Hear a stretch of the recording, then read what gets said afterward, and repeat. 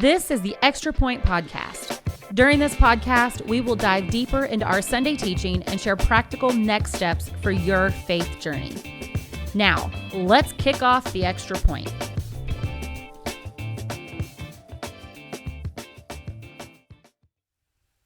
Hello and welcome to the Extra Point Podcast. My name is Anna. I'm the youth pastor here at Southridge Church, and joining us today is Jessica. She is our children's pastor here, and we are working our way through week 2 of Christmas Cranks, a Christmas series here, and we're talking about some of the cranky behaviors and the things that kind of can steal the joy of Christmas.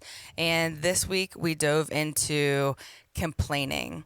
I don't know if that's familiar with anybody's Christmas experiences, but complaining does exist, but it's not just during Christmas time. It happens often in our lives, and if not our lives, we're exposed to others who are in that spirit of complaining. And so just off the top, what were some takeaways that you had from this sermon that Pastor Scott led us through? I think for me, listening to it, there were a couple takeaways actually. So one is how we are so quick to forget God's goodness in the midst of things. Yeah. Because I feel like that was like what the Israelites were kind of known for. God has provided and then they complain. God provides and then they complain. God provides and then they complain. And so like just that reminder of like how easy it is to focus on the problem and not on God. And then also another thing that really stood out to me was that the complaining is contagious. I've seen that in my own life, but I've also seen it in others too. And so I think those were those were probably two of the main ones that kind of stuck out to me. There were a lot of other things that I took notes on, but those would probably be the two that I think really stood out to me. There was one more. When he talked about how a lot of people look at the relationship with God based on his blessings and not on him. Yeah. Wow. Yeah, that was like one of those was a mic drop moment. Yeah. It was like, man, are we in a relationship with God for what he can do for us? Yeah.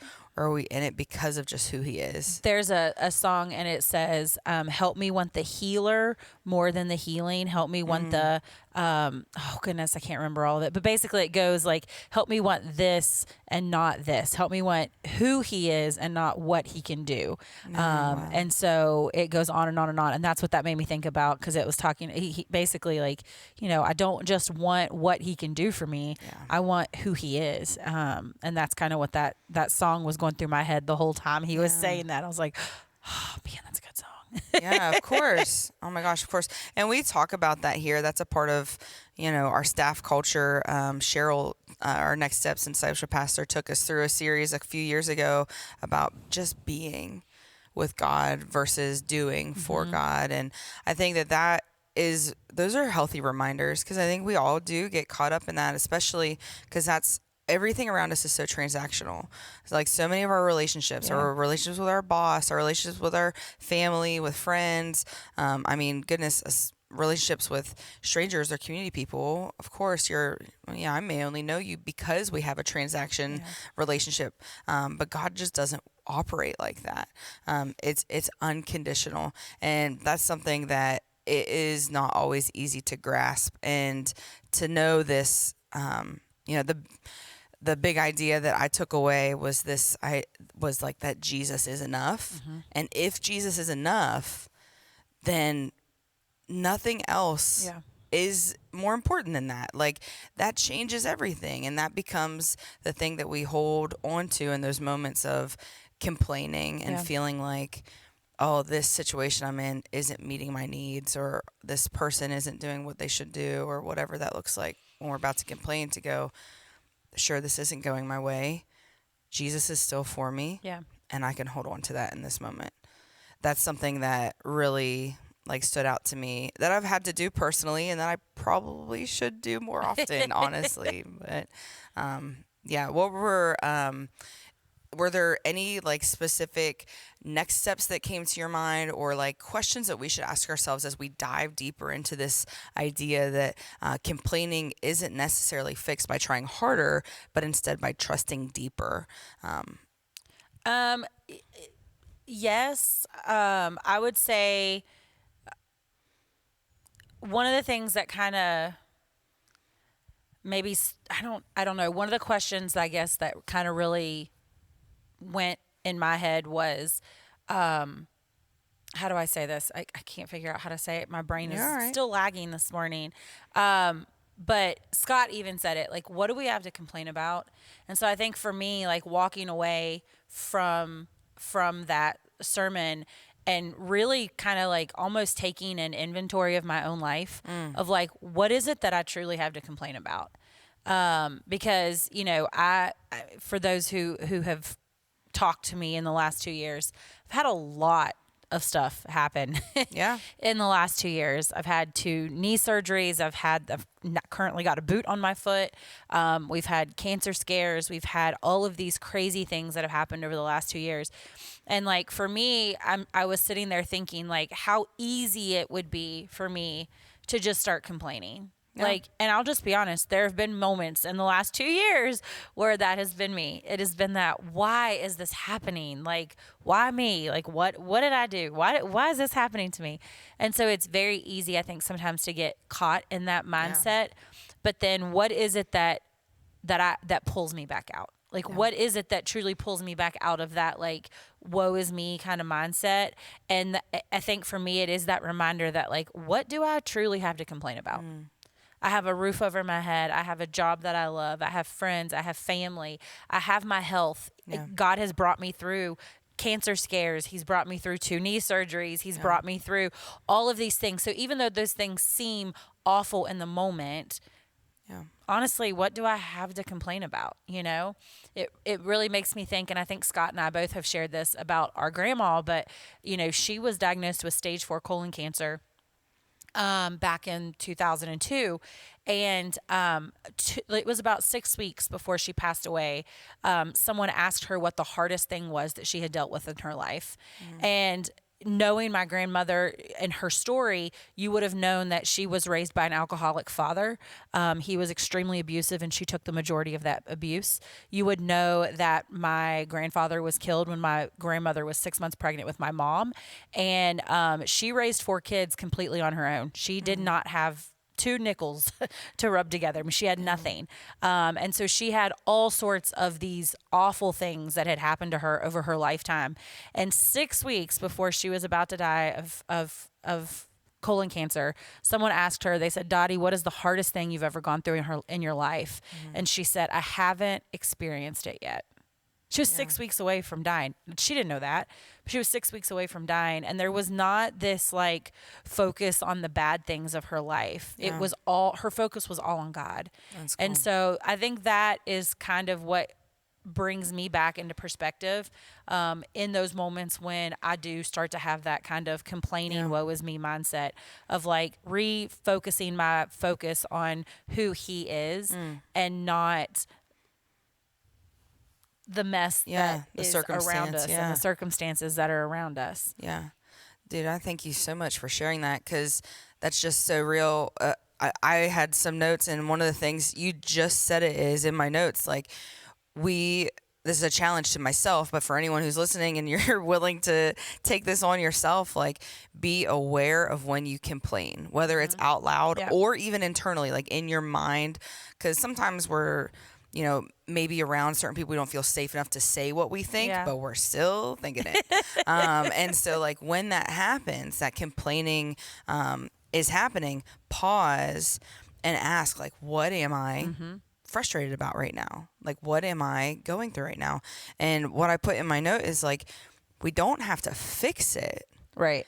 It's just the act of noticing it. Like, getting into the habit of noticing, because that awareness, like being aware of, I am in a complaining mindset, a complaining mood.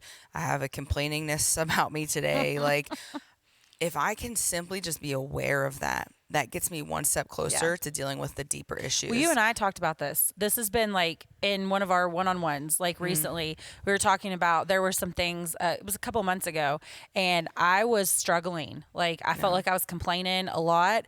And I remember telling you, like, it took me a minute, and I'm thinking, why am I so negative? Like, what is happening? I'm like just nasty, and I feel like I'm complaining all the time.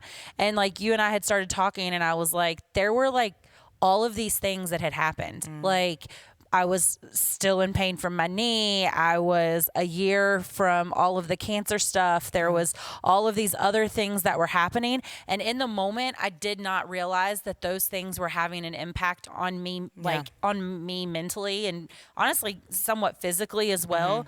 And in those moments, I wasn't able to see like all the outside factors that were causing my complaining. But it wasn't until you and I started talking and you breaking were like, it down. What's going on? And I'm like, I don't know. And then afterwards I was like, this is exactly what's happened. Like it took me like recognizing in those moments that like, hey, take a step back and look at it. Like, look in the rearview mirror for a minute and see like, what is it that's happening or has happened that maybe is changing your circumstances, that, you know, hey, take a deep breath. Let's take a little inventory of what's happening in those moments, because clearly there's a trigger of some sort, you know, like that's making it happen or go into those moments, I guess you could say, of complaining. And it feels like a burden, but it's secretly a gift to look at those things because it gives us that opportunity to give it to God. Yeah. It gives us that opportunity to say, oh God, here's the thing. Help me trust you with it. It's that warning light that Scott talked about. Yeah, it's that warning light of like, oh, okay, well, this is setting me off way more than what it should. Yeah. So what is it that this is pointing to something deeper? Yeah. Like, clearly there's something more going on. What is it? And how can we, you know, take the next steps to, I don't want to say fix it, but how can we take the next steps to do what needs to be done? Which maybe it is fixing it. Yeah. Maybe it's just acknowledging it and realizing that this is what is happening. Yeah. And that's where like the fix it mindset, the first time I ever heard the phrase fake it to make it, I was in maybe 9th grade, and it came from a teacher. We were trying to do an assignment, and I said, I don't know how to do this. I think it was Spanish class or something. I'm like, I don't know how to say this in Spanish. I don't know how to. And they looked at me and they said, fake it to make it. And I was like, I don't even know what that means. And they're like, just pretend you can do it until you figure out how to do it.